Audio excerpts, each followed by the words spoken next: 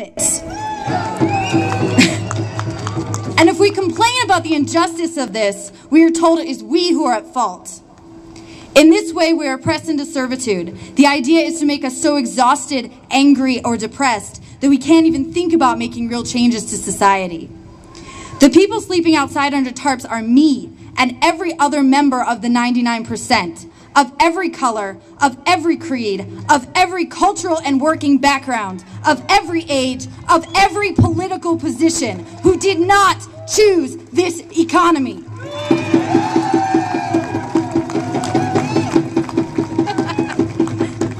Well, thanks.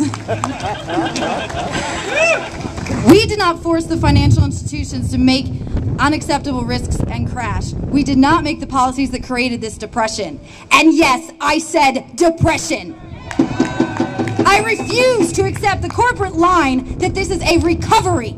This is not a recovery until I see people that I know recovering. Occupy Madison is part of an independent, international movement of resistance against austerity that is not organized or coordinated by any existing organization. As of last night, the Occupy movement had 1,564 cities standing with us across the globe.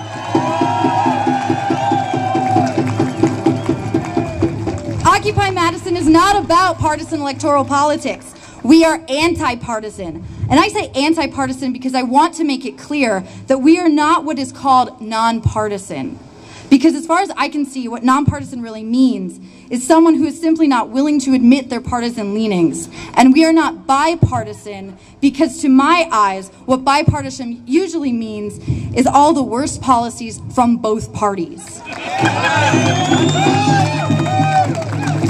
So why are we here?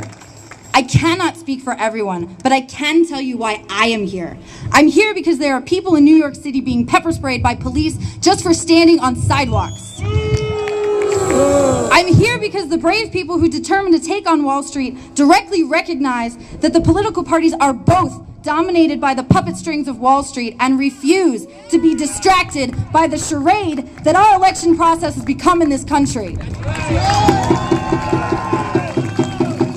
In our Wisconsin uprising this spring, and by the way, that is not over, we were responding very directly to the issues of corporate interest over people's needs, as they have intolerably corrupted our right to self-determination and self-governance at the state level.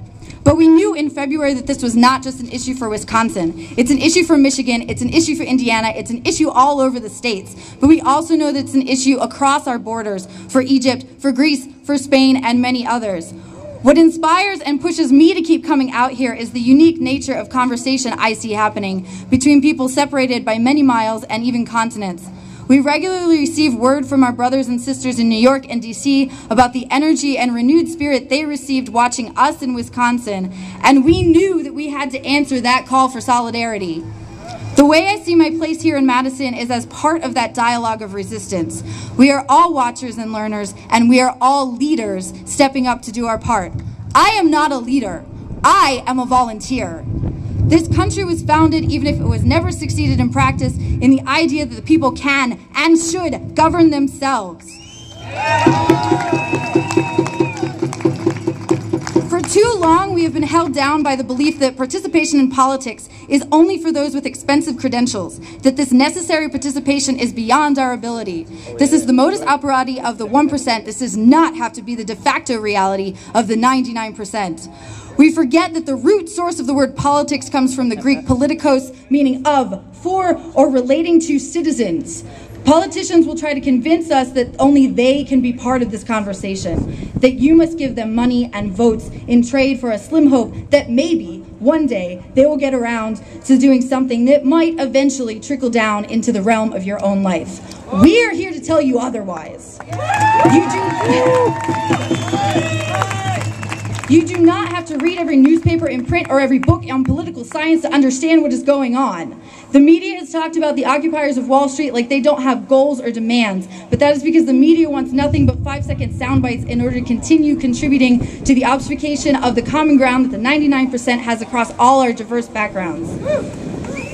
What we are about is the politics of people, and if our efforts to organize seem chaotic and messy, it is because real democracy is chaotic and messy. Yeah.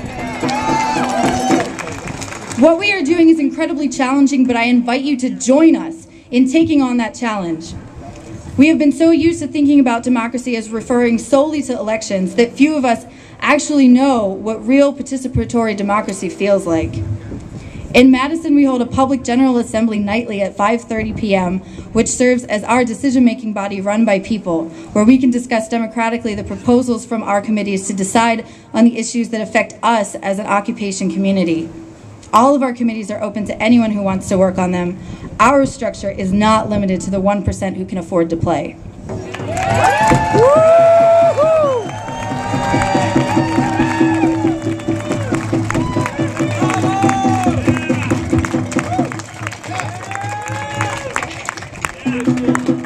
Thank you. Thank you.